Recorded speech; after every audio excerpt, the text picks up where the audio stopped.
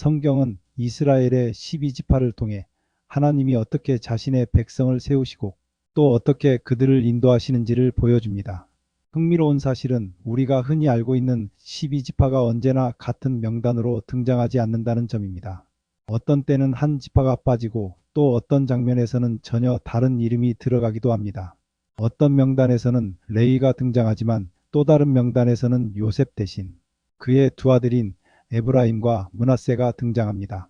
이렇게 변화하는 지파의 명단은 단순히 역사적 기록이 아니라 하나님이 하나님의 백성을 어떻게 바라보시는지 드러내는 깊은 신학적 메시지를 담고 있습니다. 먼저 가장 기본이 되는 명단은 창세기 35장에 기록된 야곱의 12아들입니다. 이들은 르우벤, 시몬, 라위, 유다, 단, 납달리, 갓, 아셀, 이사갈, 스불론, 요셉, 베냐민입니다. 그러나 이 명단은 이후 성경의 여러 장면에서 그대로 유지되지 않습니다. 가장 큰 변화는 요셉 지파가 사라지고 그 대신 요셉의 두 아들인 에브라임과 므낫세가 독립적인 지파로 등장하는 것입니다. 이것은 창세기 48장에서 야곱이 에브라임과 므낫세를 자신의 아들처럼 입양하며 축복한 데서 비롯되었습니다. 야곱은 이 두 사람은 내 아들이라 선언했고 실제로 이 둘에게 독립적인 기업이 주어지게 됩니다.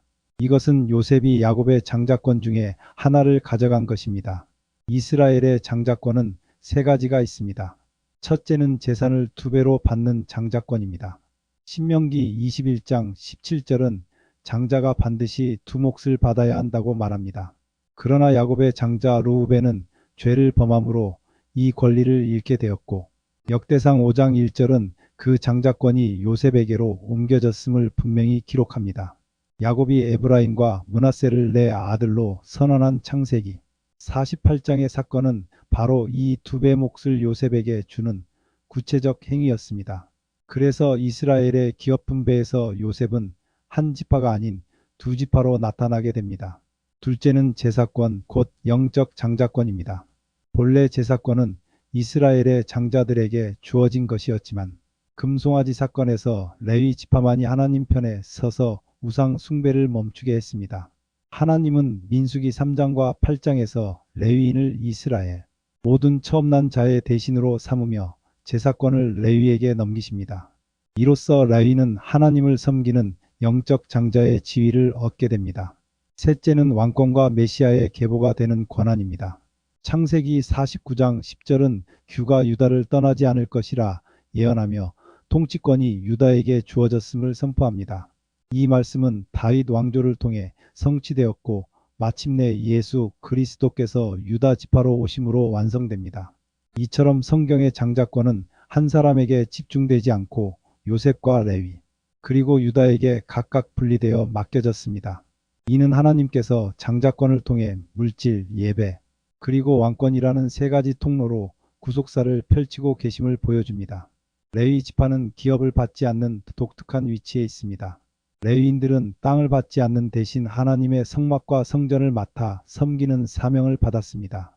그래서 민수기 1장에서 광야에서 군대를 편성할 때 레위는 명단에서 제외되고 요셉의 두 아들인 에브라임과 므낫세가 포함되면서 다시 12지파가 유지됩니다.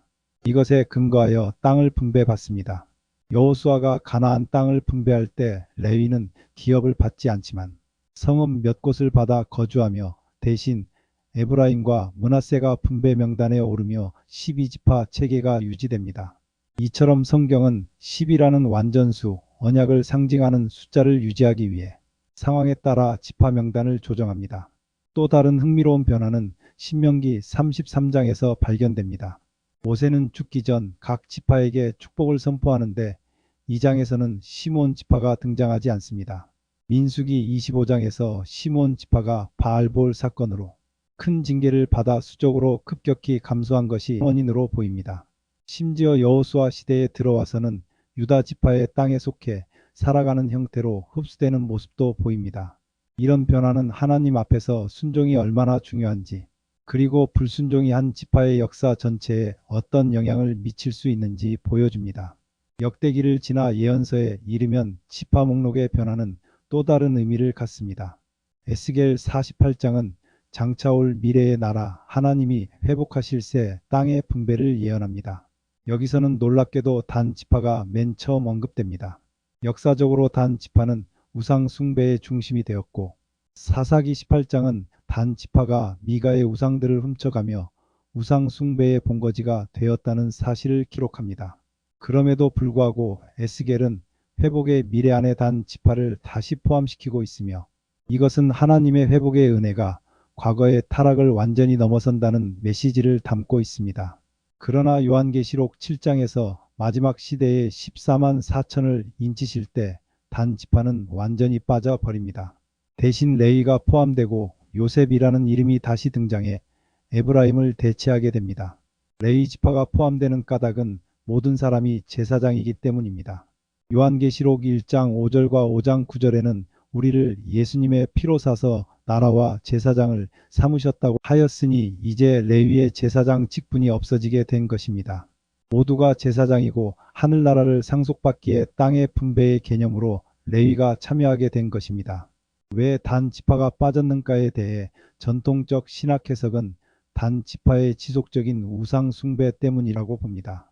에브라임도 빠지는 이유 역시 북이스라엘의 중심이자 우상 숭배의 상징이 되었기 때문입니다. 결국 요한계시록의 지파 명단은 하나님 앞에서 흠없는 자, 정결한 자, 영적으로 충성된 지파의 명단입니다. 이처럼 성경에서 12지파의 명단이 바뀌는 것은 단순한 역사적 변화가 아니라 하나님의 언약을 유지하며 그 언약 안에서 순종하는 백성을 어떻게 세워 가시는지를 보여줍니다.